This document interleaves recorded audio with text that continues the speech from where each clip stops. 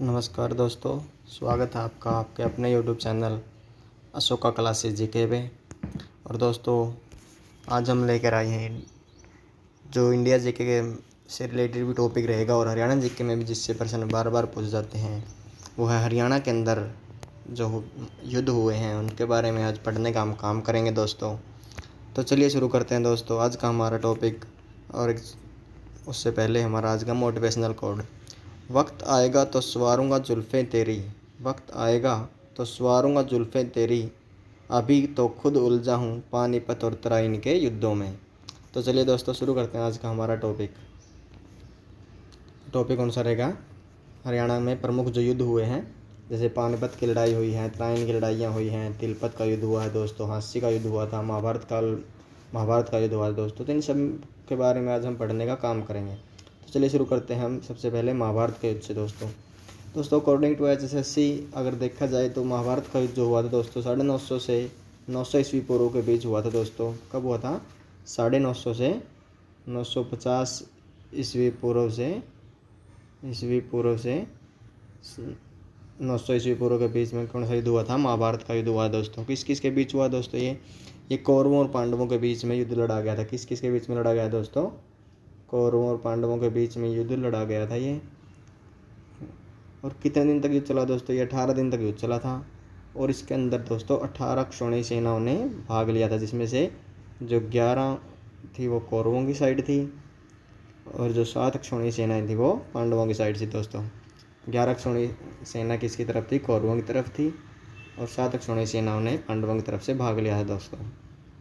उसके बाद दोस्तों इसी युद्ध के दौरान भगवान जो श्री कृष्ण जी थे, उन्होंने क्या दिया था? गीता का उपदेश दिया था। किसको दिया था? अर्जुन को दिया था। कहाँ पर दिया था दोस्तों? कुरुक्षेत्र के अंदर थानेश्वर की भूमि के ऊपर जो गीता का उपदेश देने का काम किया था भगवान श्री कृष्ण ने किसको किया था? अर्जुन को किया दोस्तों। और इसके अंदर कुल कितने अध्याय हैं? कुल 18 अध्याय हैं दोस्तों। ऐसे कई बार प्रश्न पूछ चुकी है कि गीता के अंदर कितने अध्याय हैं, महाभारत के कितने अध्याय हैं दोस्तों? तो महाभारत के 18 अध्याय हैं। उसके बाद दोस्तों इसका क्या मतलब उद्देश्य क्या था इसका?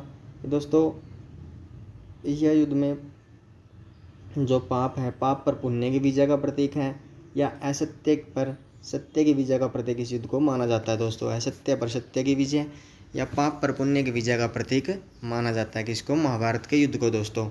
और महाभारत काल में एक और प्रश्न पूछा था कि महाभारत काल में हरियाणा को किस नाम से जाना जाता था? तो महाभारत काल में दोस्तों हरियाणा को बहुधान्य के नाम से जाना जाता था। किस नाम से जाना जाता था? महाभारत काल में हरियाणा को बहुधान्य के नाम से जाना जाता था।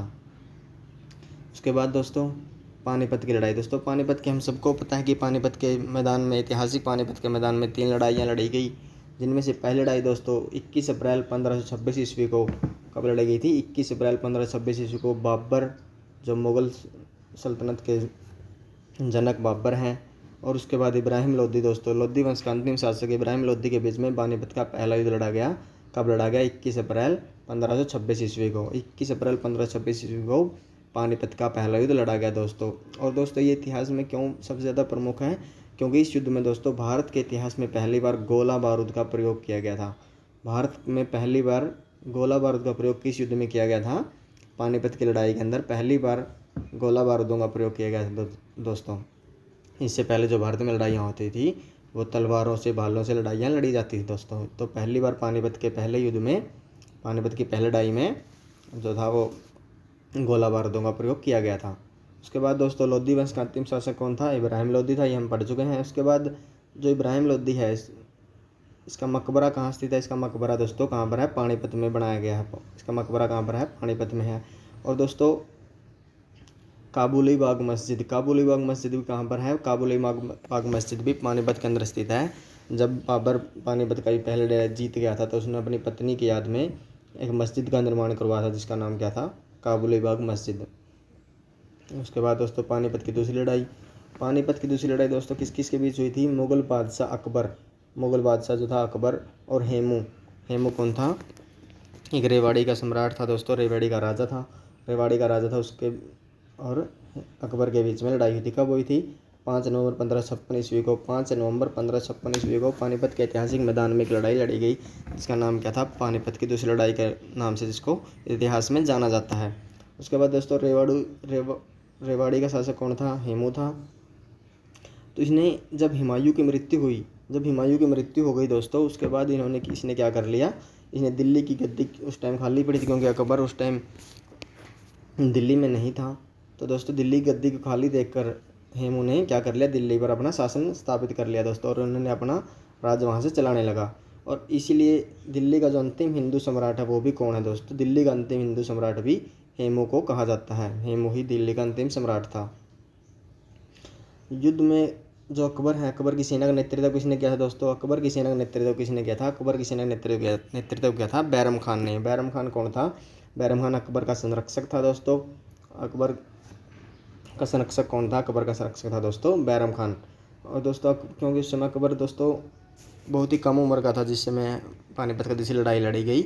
उसने उस टाइम उसको युद्धों का अनुभव नहीं था, युद्ध का अनुभव नहीं था, तो उसका नेतृत्व किसने किया था? बैरम खान ने किया था दोस्तों। और इस युद्ध में जीत किसकी होती है? इस युद्ध में अकबर की जीत होती है दोस्तों। हेमू जो था वो मारा जाता है। उसके बाद पानीपत की तीसरी लड़ाई कब हुई थी?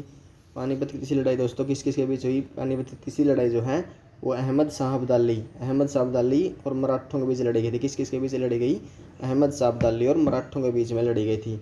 तो मराठों का इसमें नेतृत्व किसने किया था? मराठों का नेतृत्व किया था सदाशिवराव भाऊ ने। किसने किया था? सदाशिवराव भाऊ ने दोस्तों मराठों का नेतृत्व किया था। कब लड़ी गई थी लड़ाई? ये लड़ाई लड़ी गई थी 14 जनवरी 1761 को। 14 जनवरी 1761 को पानीपत के काला नामक स्थान पर एक ऐतिहासिक युद्ध हुआ जिसका क्या नाम है? पानीपत की तीसरी लड़ाई के नाम से जिसको जाना जाता है दोस्तों। और इस युद्ध में क्या हुआ? मराठे जो थे वो बुरी तरह से पराजित हो गए दोस्तों। मराठों की बुरी तरह से हार हुई थी। उसके बाद दोस्तों हरियाणा सरकार ने क्या किया है कि हरियाणा सरकार पानीपत के जो कालाम्ब नामक स्थान है वहाँ पर अब एक युद्ध संग्रहालय बनाने की पर विचार कर रही है दोस्तों। और पानीपत की तीसरी लड़ाई में दोस्तों कहा जाता है कि इतिहास के सबसे खतरनाक लड़ाइयों में से पानीपत की तीसरी लड़ाई मानी जाती है। इसमें एक प्रकार से मराठा शक्ति जो पूरे भारत के अंदर फैल गई थी उसको समाप्त करने का काम इसी युद्ध ने किया था दोस्तों। इसी युद्ध के बाद मराठों का पतन स्टार्ट हो गया था दोस्तों।